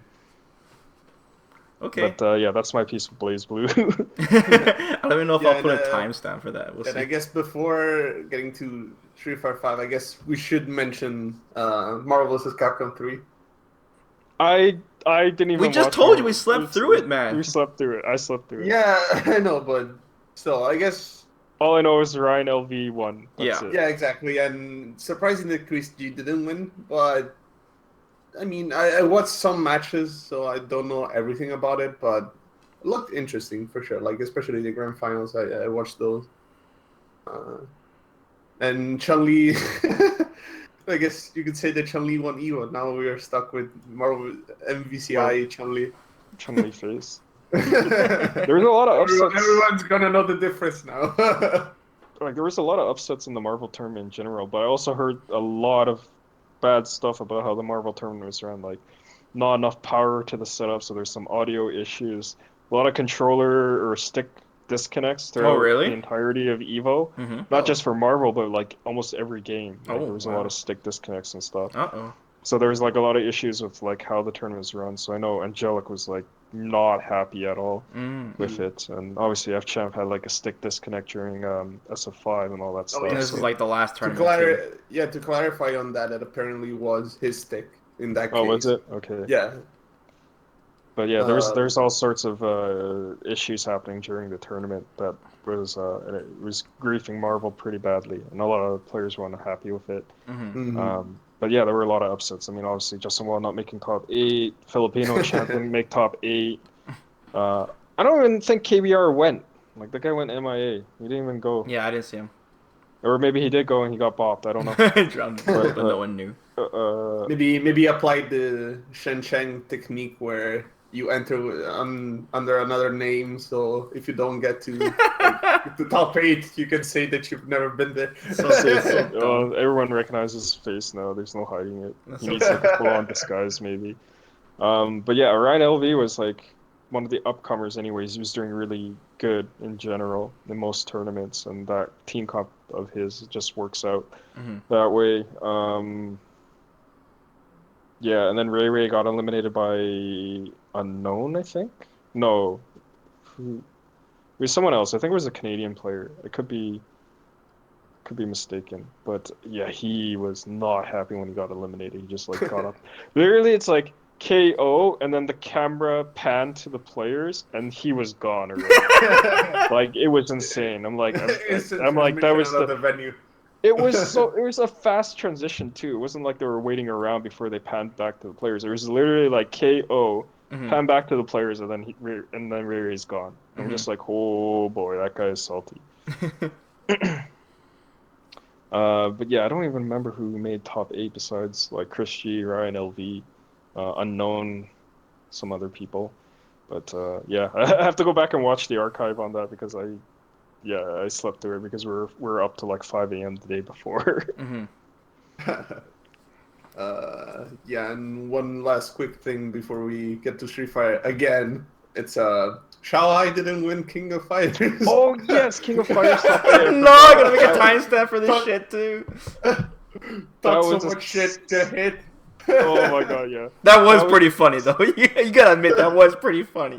He had it coming, man. When you talk that much shit on You Twitter, had it thank you for the free money, Dude. and then you lose grand finals. Yeah. The collage of that shit was priceless. And then the guy facepalmed like so Oh hard. my And god. Well, yeah, like you had to do it after that. Like, Yeah, man. Reputation. Took shit did hit. He talked way too much shit though. He said free money and all this stuff, dude. And then he loses in grand finals. He kept saying the money was his, like of course, and then ET Oh blew him up. god. Yo, Yeah, I didn't s- see the matches, so I don't know how free it was, but it lost. It was down to not the wire. free. It wasn't free. It was down to the It was down to the absolute wire. Yeah. and ET made like the clutches comeback with Daimon Wake up of all counter characters. super, yeah, and then a But no, but confirm. he had to run it back against like multiple characters, Yeah, and yeah. he did, right? Like that comeback with Daimon was nuts, Mhm. and he did a one-hit confirm into max mode for the win. Like Definitely it check was out that insane. archive mirror. It's really good. It's a It's sick so match. good. It's a sick I match. super miss King of Fighters. I love King of Fighters 13. I dropped off King of Fighters 14 because I didn't like the early meta of it. But man, The ape like escape meta.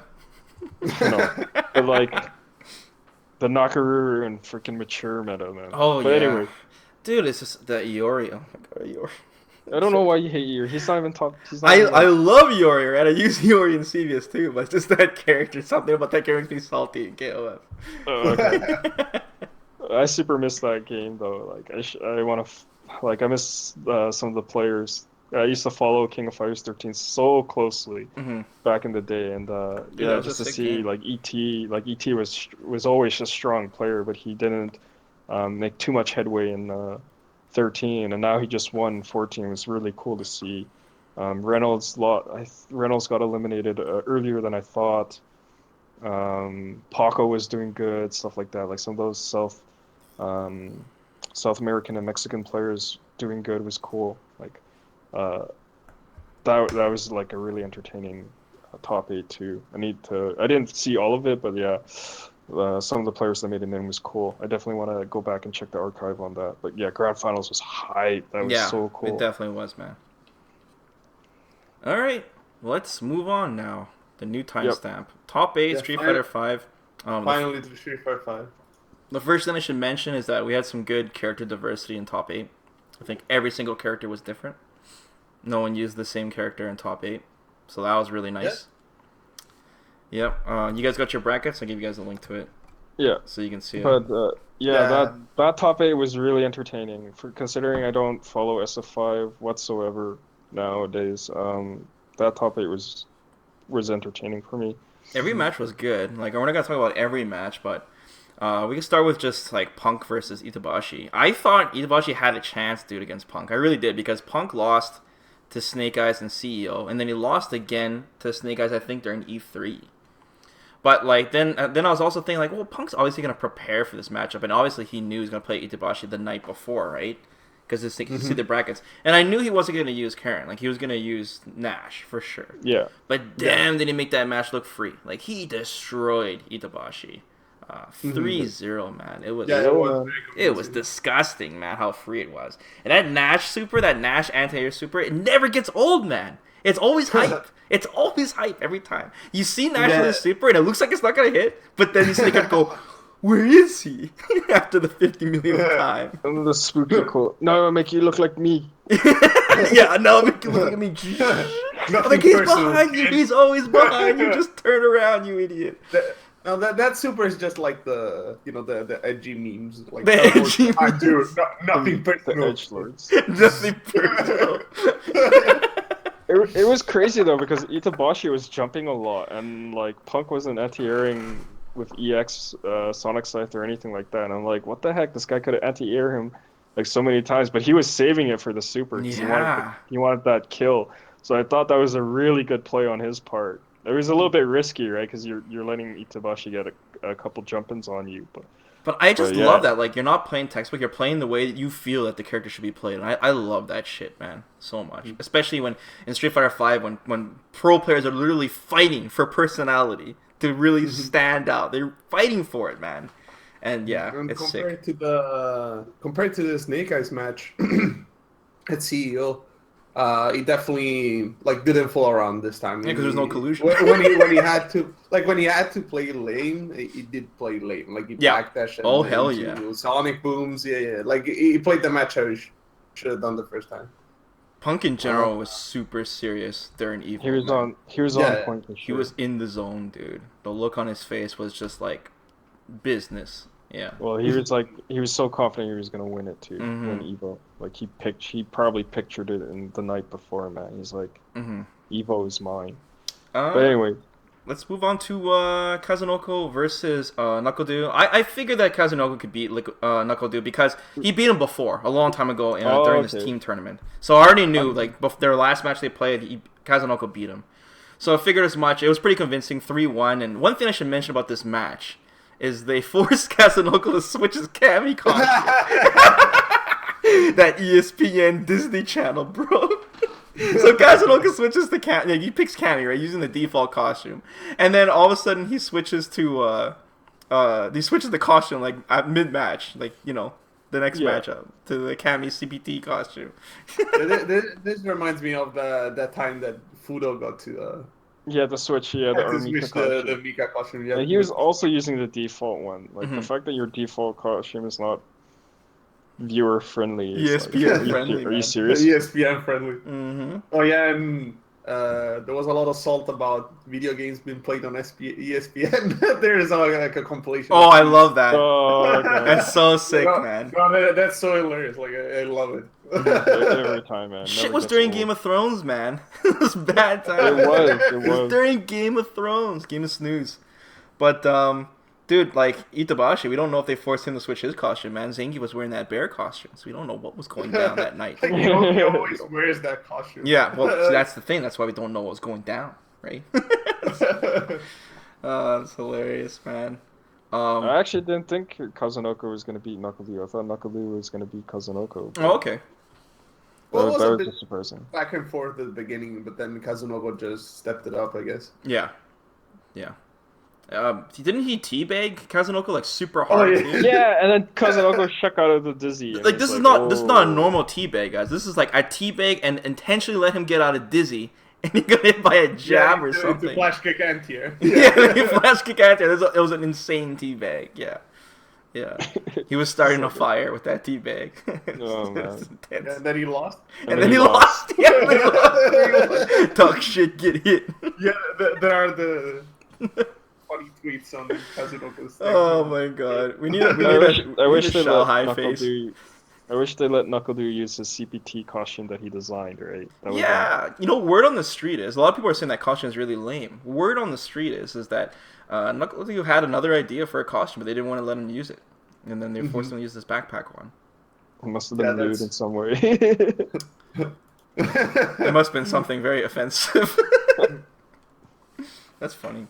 Maybe it's like 420 Blaze It or something like that. MLG horns, the deal with its sunglasses. And considering that it was a gal costume, I cannot imagine how that would have been offensive. Oh, for sure. America. Let's talk about Tokido versus F-Champ, because that match could have literally changed how the tournament went. Like F-Champ came really close. It went 3-2 Tokido side. Just F-Champ getting there was a surprise, by the way. F-Champ played out of his mind that match, and one of the adjustments Tokido has made with Akuma is abusing the EX Demon Flip. Just abusing the shit out of it because it's so insane. But F-Champ was stopping it like a lot, and I think that's why he came so close to beating Tokido. Tokido had to make some adjustments there, chasing him down. There were some real big nail-biting rounds during that match. It's one of the best matches in the top 8 for sure. And if F-Champ would have beat him, that would have changed the whole tournament, man. It might have been free for Punk. F-Champ was also up 2-1 against Tokido. It was scary. He had him down to match point. I thought Tokido was gonna lose. I was super scared. I thought he was gonna lose too. Claw was super scared. We were all super scared. Yeah. Evchat was playing so good too. Like He that one was. round where he was teleporting all over the place and he hit Tokido with like every teleport mix up. Just because the way he was doing the teleport mix ups was so It was so tricky, different. dude. It Yeah. was very tricky. Like that was legit the way that he was playing that. And it was There like, was oh my god. one round, Killy, where he does the V trigger. Like he has Tokido stuck in the corner, and he V triggers him, and he's burning, and then he blew 3 EX fireballs point blank in Oh, block stun. EX Yo Flames, right? No, I think I was sure it was an EX No, fireball. it was. Yeah, Yoga Flame. No, The Yoga Flame? normal Okay. fireball, I'm pretty sure. Yoga Fire? Yes, Whatever Yoga that's fire. called. What the hell, man? But Yeah, yeah, no, I completely forgot. you're like thinking of the sound Oh, effects. But it was just crazy. It was just crazy how he blew that meter just to get the maximum, burnage. Really, really cool. It And was then such a sick Akuma match. just goes, "Yo, I have the same thing." I think EX Fireball. like Dalsum, he's good against that EX Demon Flip too. Like back medium punch really shuts it down hard. Like all the combinations and stuff. So yeah, Tokyo really had to make some adjustments. That was a scary match, man. Really, really good match. Evchat used the new Dawson normal, the crouching medium kick one. Yeah. He actually Yeah. used it for a mix-up too. He's like teleport, and then he faked the overhead, went Mhm. low with the Yeah. crouching. I thought he was gonna go for a tomahawk there. Yeah. God. Sorry, inside Guessies? joke. My You had to bad. see it. Yeah, to a Gessie. He went to a Gessie. Oh shit. Oh, guess he's. Oh, I can't wait till next stream, man. I can't. Wait. Oh god, please no. So good. And then Punk versus Kazunoko. Free. Yeah, it was Total free. That's all we had to say. It was free. It was free. He got freed up pretty It hard. was free. And then Tokido versus Knuckle-Do. Man, Knuckle-Do made such an insane comeback during that match too. Where Tokido had so much health and Knuckle-Do was lit. And then he did this like there was a scramble situation with the V-Trigger Sonic Boom follow-ups, and then he went for an EX flash kick. Oh god. It was such a good comeback. Oh yeah, and another thing to mention about that matchup is that it's really hard for Akuma. Oh actually. yeah. Because once again, like the EX Demon Flip, it's hard to pull off because of the EX flashing and such, right? So Yeah, like Gala has longer range pokes, good anti-airs, good movement. Akuma kind of struggles a bit, but Tokido pulled it off, so like props to him. yeah. Well, he was the champ. He was MVP. He was definitely the MVP of that top 8. Itabashi versus Moke. Only thing I should mention is that he headbutt the V trigger. Oh, not only did he headbutt the V, he went headbutt SPD. That I was think, disgusting. And then the tornado was still going, and as soon as the SPD recovered, he forward dashed, even though the tornado was still going. Which means that he knew. He knew that the tornado active frames are done. He knew. It was like, oh my god. It's like the so equivalent sick. of like walking away from an explosion in an action movie. That's the only other way to describe it. Disgusting. It was so good. Like, yeah, that was a surprising match. Disgusting. That was ridiculous. Yeah. And then Tokyo versus Itabashi. I don't even remember that match that much. That was pretty scary though. It was 3-2. It was. I remember it being scary. It was 3-2, came down to that last round. Could have gone either way, and then whoever landed the next hit was gonna win, basically. Like obviously Tokyo had a little bit more health, but I mean, if Itabashi landed like a command grab or something like that, would have been it, or like a series of command grabs would have been it. Yeah. And then Tokido just needed one hit, and he kept doing low forward. He's just fishing for that low forward, hoping for that one hit, and then yeah, Itabashi went for that kind of last minute play with the V trigger activation, and he only did not the full suction, but like a little bit of the suction for the reset. Yeah. And then Tokido just. Oh yeah, he jabbed him. Yeah. Crouching light punched him, right? He was ready for it, man. He was ready for it. Yeah. Why didn't you use The standing punish light on the punch though? section. Shouldn't have used standing? That's the 3-framer. But whatever. I don't know. It was I don't know. It was enough. It was fast enough to stop whatever the hell that was going on. Maybe he thought he was gonna DP him. No, they couldn't even block then. I don't know. Yeah. No, He was going for something. He was going for something. Like he could have supered him. Like if he did it SPD, you would have saw the counter hit, right? So something was going on. Mm-hmm. I wonder what he anticipated. We have to ask him. We'll never know. That was great. Anyways, what else do we have? Tokido versus Kazunoko. Kazunoko, That was convincing. Tokido, man, just his conversions are so insane. You know? His decision making and his reactions are just. He did like they're 20 different ridiculous. conversions with Kuma, and like he's so aware of like when the character he hits them when they're crouching or not, and then converts into the medium Tatsu, right? And then his V trigger, like, oh, my V trigger is up. I can't continue this combo any further. I gotta stop here. Yeah. The We red also forgot fireball about the one corner. part in the F champ match where Tokido did like the demon flip fireball with the V trigger. No, not V trigger. Demon flip fireball or the dive kick or whatever.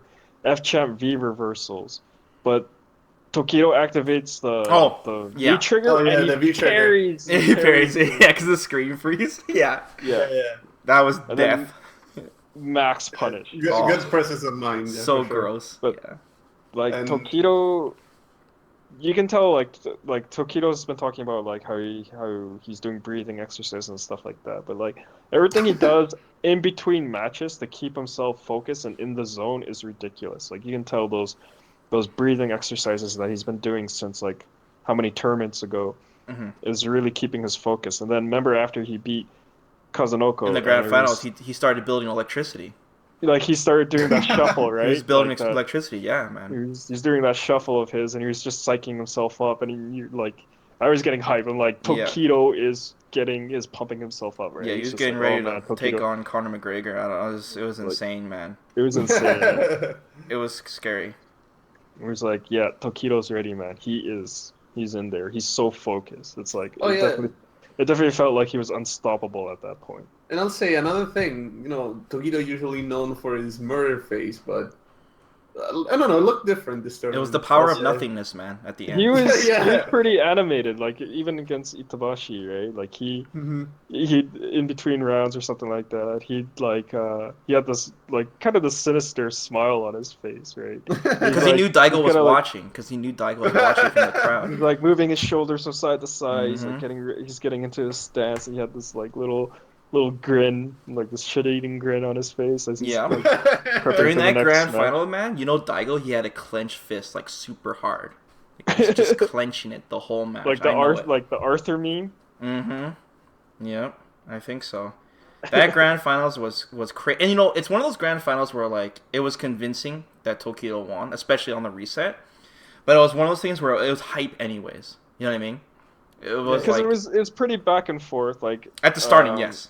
At Yeah. the starting, and then but it's like Tokido had the mental, like you could tell Tokido mentally dominated Punk, right? Because he got that dizzy, did the taunt combo, killed Punk with it, Yeah. and then the reset ended with the Raging Demon. Like Tokido could have done anything to kill Punk, but he went specifically for the Raging Demon. So in combination with the taunt combo, it was like a pure show of mental dominance over Punk at that point. Yeah, it and was so good. something that they said on stream, which I think is really interesting. They said like Tokido's been playing games even before like Punk was even born. Like, Yeah. and that's true. Like it's That's right. Like you get to develop some skills, like definitely influence, like mentally influence your opponent is one of them for sure. Like he knew. Well, you gotta remember, it's- Punk had a different mindset this tournament than he usually does. So the taunt and the Rage Demon, all that stuff, I'm sure it did more damage than it should have done to someone like Punk, who's used to, either showboating or teabagging other people. But since Punk had this really serious mindset in this tournament and he really wanted to win, I'm sure that stuff did affect him more than it should have. Yeah, no, for sure. Like, I don't know if it was Tokido's plan from the beginning, but yeah, it definitely helped him for sure. Well, when they did the interview with Tokido was so interesting after the tournament, when with Gutex, and they asked, what did Tokido do to prepare against Punk and stuff, right? And Tokido was trying to explain that before I just sat down in training mode. So he's like, training mode, you're trying to look up scenarios and things like that. But Tokido's like, it doesn't work, right? It doesn't work. I don't know if he's specifically saying because of Street Fighter V it doesn't work, because the gap is so small, and everyone could do the same combos, everyone could do the same setups and stuff in Street Fighter V. So Tokido had to really look past that, right? So he started to look into adapting to your opponent, getting into your opponent's mind, and figuring out their tendencies. And we saw that adjustment with what we talked about with Tokido landing the taunt combo on Punk. There's no reason for him to do it, to even remotely take the chance. And I have personally missed that combo myself on the stream. I swear I dashed point blank and that taunt missed. And it was just because he did it, just because he was feeling himself basically, right? And same with the Raging Demon. There was no point of doing it. And I think that was one of the examples. And another interesting thing was, Tokido's training partner, the secret training partner, was also very, very not interesting. so secret training partner. Not so interesting. Secret Yo, training the funny part is when he said it was Mago, and Mago tweeted out, "Hey, stop making me cry here." That was a sick shout out, man. It was sick when he said Mago. He's like, it's no secret. His name is Mago. That was sick, dude. You gotta look up that comic I posted on your Discord, man. They actually made a comic of that moment. Cool. Yeah. Cool. It's like all about the feels, man. It was all about there was a lot of feels, man. It's so funny because they're talking about that moment, right? It's like my training partner is Mago, and in the comic, Mago's actually hidden in the crowd, and he's like crying. Oh my God. Was Mago actually in the crowd though? He was, right? I don't know. I have no idea. Well, remember, because Gutex asked him to stand up, right, in the audience, but we didn't see him. Probably because he was crying. He didn't want to stand up. But Mago said this super humble speech about like Punk. I wouldn't say a speech, like more like an interview. But just talking about how like Mago pretty much thought that like with Karen there wasn't much more to do with her, and he felt like he's learned everything about her, and every time he learns about other a strong Karen player, he doesn't really think much about it because it's like everything they can do he can do. But he said when he saw Punk, he felt like Punk ascended him and Karen in every single aspect of that character, and he was just really humble about it and just saying that like he just watches Punk's Karen and just like he's like amazed, and he's trying to adapt his playstyle to himself, and he feels like if he does that he'll be a lot stronger player. And I think that works hand in hand with Tokido's secret training, because Mago's trying to learn to play Karen like Punk, and at the same time Tokido's getting as close as he can to training against Punk as possible. Right, with Karen's playstyle. They've also played beforehand, before Evo, like at Jaewong's house. It was funny because Nasir like tweeted, he's like, "Thanks Jaewong for giving me a sneak preview at Evo Grand Finals," and it's literally Tokido Punk playing at like Jaewong's house or something like that. So these two were like probably playing before Evo, so I'm sure they got a feel for each other's playstyle. And like Punk took that tournament really hard. He lost, right?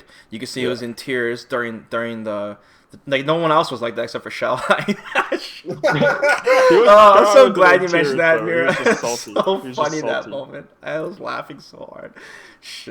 But anyways, yeah, Punk is just he's so young, right? And you guys saw his tweet, right? How he was so devastated. He said he let everyone down and such. I'm sure he's feeling a lot better now, but he's 18 years old, man. And this was his first Evo, second place, surrounded by thousands of people on TV in the crowd. I cannot imagine what that must have felt like. That's like when NuckleDu started winning in SF4, right? Like he was young, same thing. Yeah, and like Punk just, like I said, he's gonna come out so much stronger now with this kind of experience and the feeling of being that close to winning the world tournament, so close, right? And I think Punk is gonna turn into an absolute monster after this. Man, he's gotta keep the eye on the prize. Because, Evo is big and it's like a huge tournament, but the real eye he should have is CPT finals. But now he knows he's not invincible. Yeah, it's just He's got a taste of that humble pie, but now he can be focused for CPT finals, because that's the big money one. I know he said he didn't care about the money at Evo; he wanted the trophy. But that trophy for CPT is also a monumental moment for anyone who wins it, right? Because it is a culmination of all the tournaments that year, and you have to go through a gauntlet to get into the finals, right? There's no like guaranteed ticket anymore. It's all about the points. So Punk's traveled. There's so many tournaments, won so many tournaments to qualify for top 8. I'm sure Tokido probably qualifies for top CPT finals already. So I mean, the run back is the run back potential is there. So, I mean, he's gotta keep focused, and he'll come out way stronger. And then that'll be like the real test right there, CPT finals. Mm-hmm. And hey, that former ex WWE star CM Punk, he made a shout out video to I saw that. Punk to tell him to like, hey man, cheer up, man. You get knocked down like 7 times, you get up 8 times. Right? That's right, man. So yeah, definitely Punk's someone to look. I mean, everyone's been put Punk on the radar, but I think we'll really see how well he adjusted from Evo at CPT. And seeing Tokido hold that trophy, man, I was getting the feels, dude. It was, dude. I was getting the feels, bro. It was intense. Like the other thing is like, okay, everyone says this was Punk's year, but like the thing is, Tokido got 2nd place at Evo for SF4 a few years ago. Long ass time ago, yeah. Like he's been chasing that 1st place forever, right? And it was well deserved, right? You cannot take anything away from Tokyo. That was a well deserved. I love the results of this tournament. I really do. I love the results. Yeah. It's like well deserved win, and it was a good moment. And like Tokido's speech at the end was so powerful. Right? Yeah. Like it was definitely like that is a speech of a champion, right? That's a proper speech of a champion. When Gutex was like, how do you feel? And then it was like dead quiet. Like, you can hear a pin drop. It was so dead quiet. I was getting, like, goosebumps, man. It was crazy. It was really good. And yeah, and then his face just basically spoke it, right? Like, he's like, yeah. He's like, you can see it on my face. I'm so happy, right? Yeah. And then James like, cried. Yeah. Yeah, and then he's like, no shout. He didn't bother giving shout-outs to anyone. He's just like, I just want to say this one thing. He's like, and we all know, it's like, fighting games is so great. And then that everyone got the feels from that. Yeah, everyone got the feels, bro. That was brutal. Really Bible cool. thumps. So sick. And then meanwhile, ESPN people are like, "What's going on with this? Why is there video games on this?" Yeah. Why is this guy crying over video games? Why is this guy crying? This grown man crying. This James.